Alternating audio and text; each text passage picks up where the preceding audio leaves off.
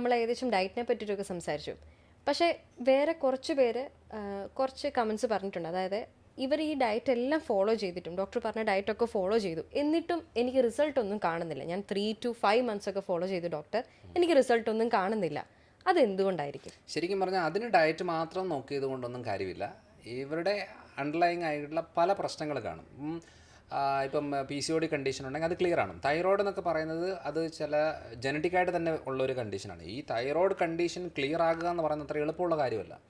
നമ്മുടെ ആയുഷ്കാലം മുഴുവൻ തൈറോയ്ഡ് മെഡിസിൻ എടുക്കുന്നവർ കാണും. അപ്പം അത് പിന്നെ ജനറ്റിക് ഫാക്ടറുണ്ട്. ജന്മന അവരുടെ ഫാമിലിയിൽ മൊത്തത്തോടെ വണ്ണമുള്ള ആളുകളായിരിക്കും.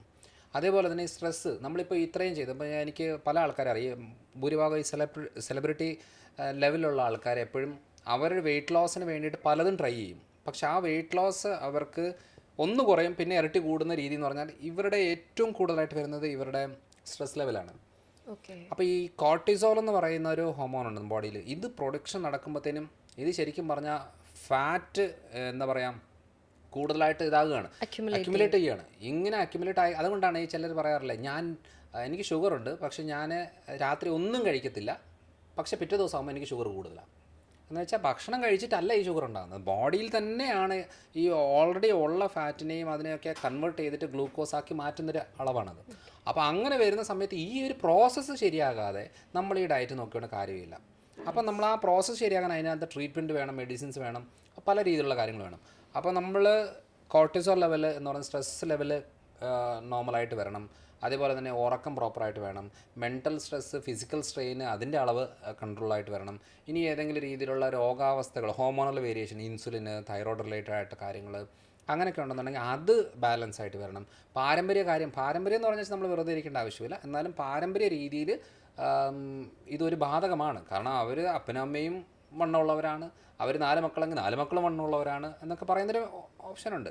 പക്ഷേ എത്ര വണ്ണമെന്ന് പറഞ്ഞാലും ഇവർക്ക് എന്തെങ്കിലും ഒരു പ്രശ്നം വന്ന് ബെഡ് റിഡൻ ആയി വന്നു കഴിഞ്ഞാൽ ആ വണ്ണമുള്ള ആൾക്കാരുടെ എല്ലാം വണ്ണം കുറയും, ഓട്ടോമാറ്റിക്കായിട്ട് കുറയും, അവർക്ക് ഭക്ഷണം കഴിക്കാൻ പറ്റാത്തൊരു സാഹചര്യമാണെങ്കിൽ. അപ്പം ഇതെല്ലാത്തിനും സൊല്യൂഷനുണ്ട്. പക്ഷേ അണ്ടർലൈങ് കോസ് എന്താണെന്ന് കണ്ടുപിടിച്ചേച്ച് ഈ ഒരു ട്രാക്കിലേക്ക് വരുന്നതായിരിക്കും ഏറ്റവും നല്ലത്. അല്ലെങ്കിൽ ഒരു കുറച്ച് നാളത്തേക്ക് ചെയ്യുന്നതിന് വലിയ കുഴപ്പമൊന്നുമില്ല. ഓക്കെ ഡോക്ടർ, അപ്പം നമുക്ക് കോമൺ ആയിട്ട് എല്ലാവർക്കും ഒന്ന് ഫോളോ ചെയ്യാൻ പറ്റുന്ന ഒരു ഡയറ്റ് പാറ്റേൺ അത് ഡോക്ടർ ഒന്ന്. ഇപ്പോൾ എനിക്ക് ഈ ബീഫ് അതേപോലെ തന്നെ മട്ടൺ, പോർക്ക് എന്ന് പറഞ്ഞ റെഡ് മീറ്റ്സ് അലർജി ആയിരുന്നു.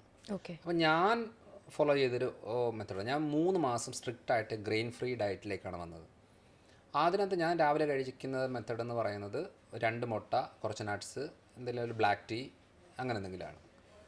അപ്പം പിന്നെ മുട്ടയാണെന്നുണ്ടെങ്കിൽ രാവിലെ ഓംലേറ്റ് ഉണ്ടാക്കുവാണെങ്കിൽ നമ്മളിപ്പോൾ ഓംലേറ്റ് ഉണ്ടാക്കുന്നു, നമ്മുടെ ഈ ബട്ടൺ മഷ്റൂം ഇല്ലേ, ബട്ടൺ മഷ്റൂം ഉണ്ട്, അതിനെ സ്ലൈസ് ചെയ്ത് വെച്ച് നമ്മൾ കുറച്ച് കുരുമുളകും മഞ്ഞളോ സവോളയൊക്കെ ഇട്ടിട്ടൊന്ന് വഴറ്റിയെടുക്കും.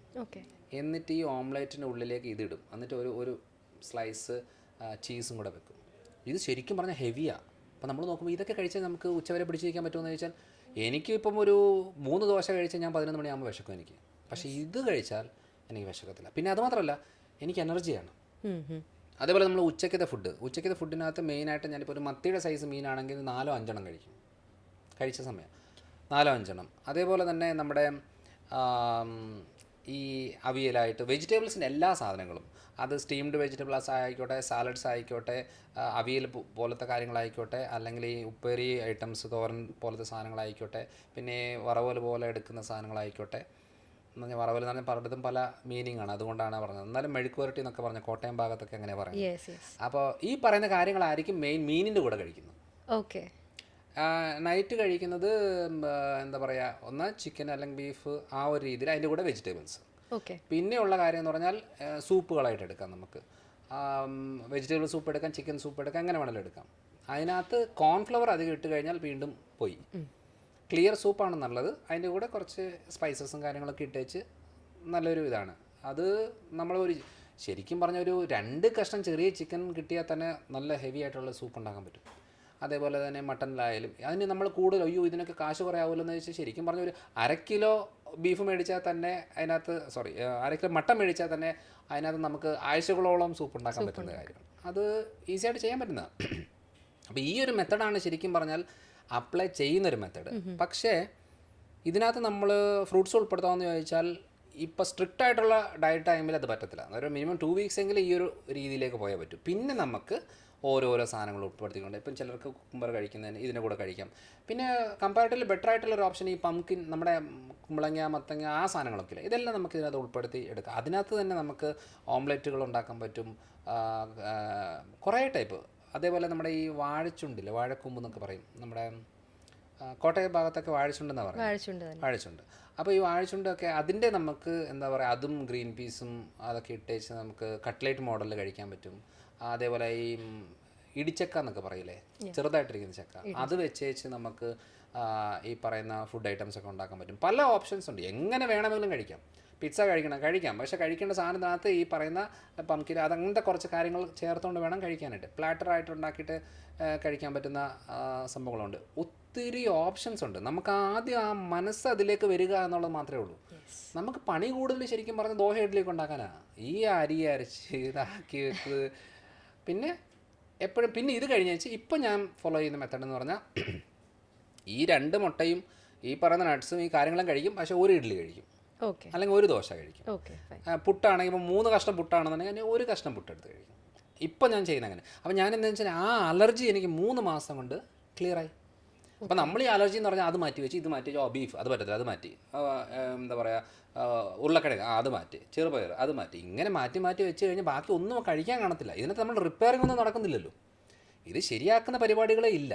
അപ്പം ശരിയാക്കിയെടുക്കാനുള്ള കാര്യങ്ങളിൽ ഈ ഒരു ഡയറ്റ് നല്ലൊരു കാര്യമാണ്. ഇതാ ഞാൻ നേരത്തെ ആ ഡീടോക്സ് ഡയറ്റ് എന്ന് പറയുന്നതിനകത്ത് ഉള്ളത്. ഞാൻ അപ്ലൈ ചെയ്ത് എനിക്ക് ക്ലിയർ ആയതുകൊണ്ടാണ് ഞാനിത് പുറത്തെ ആൾക്കാരോട് ക്ലിയർ ആയിട്ടത് പറയാൻ തുടങ്ങിയത് എന്നുള്ളത്. അതായത് നമ്മൾ ഏറ്റവും ക്രിയേറ്റീവായിട്ട് നമുക്ക് അവൈലബിൾ ആയിട്ടുള്ള ലോ കാർബ് ഫുഡ്, വെജിറ്റബിൾസും നോൺ വെജും ഒക്കെ നമ്മൾ ഏറ്റവും ക്രിയേറ്റീവായിട്ട് നമുക്ക് തന്നെ കുക്ക് ചെയ്ത് കഴിക്കാം. അതെ, അതാണ് മെയിനായിട്ടും ആവശ്യമുള്ളത്. പിന്നെ ഇതൊന്നും ആയുഷ്കാലം മുഴുവനും അല്ല, ഒന്ന് ഓർഡർ ആയതിനു ശേഷം നമുക്ക് എല്ലാ കാര്യങ്ങളും ഉൾപ്പെടുത്തിക്കൊണ്ട് പോകാൻ പറ്റുന്നു. Yes. Okay, thank you so much doctor. ഒരുപാട് പേരുടെ വെയിറ്റ് ലോസും ആൻഡ് ഡയറ്റ് ബേസ്ഡ് ഡൗട്ട്സ് നമ്മൾ ഈ ഒരു ടോക്ക് ഷോയിലൂടെ നമ്മൾ ക്ലിയർ ചെയ്തു. Thank you so much for that. And ഡോക്ടറിൻ്റെ പുതിയൊരു ബ്രാഞ്ച് കൊച്ചിയിൽ ഓപ്പൺ ചെയ്യാണ് soon. And very best of luck for that. Okay, ഇതിനകത്ത് നമുക്ക് ഏറ്റവും കൂടുതൽ ഹൈലൈറ്റ് ചെയ്ത് കൊണ്ടുവരുന്നത്, അതായത് നമ്മുടെ ലേറ്റസ്റ്റ് ആയിട്ടുള്ള അഡ്വാൻസ്ഡ് ആയിട്ടുള്ള ടെക്നോളജികളും മെത്തഡുകളെല്ലാം അപ്ലൈ ചെയ്തുകൊണ്ടാണ് നമ്മളിപ്പം എറണാകുളത്ത് കാക്കനാടാണത് ചെയ്യുന്നത്. ഇപ്പം ജൂലൈ 15th 2024 ജൂലൈ 15th നമ്മളത് തുടക്കം വരുന്നത്. അപ്പോൾ ഈ എല്ലാ മെത്തഡുകളും നമ്മൾ സയൻറ്റിഫിക്കായിട്ട് പ്രോപ്പർ ടെസ്റ്റുകളോടുകൂടി അത് ആളുകൾക്ക് ഹെൽപ്പ് ചെയ്യാനായിട്ടാണ് ഇപ്പം എറണാകുളത്ത് വരുന്നത്. Okay. All the very best for that doctor. Okay, thank you so much.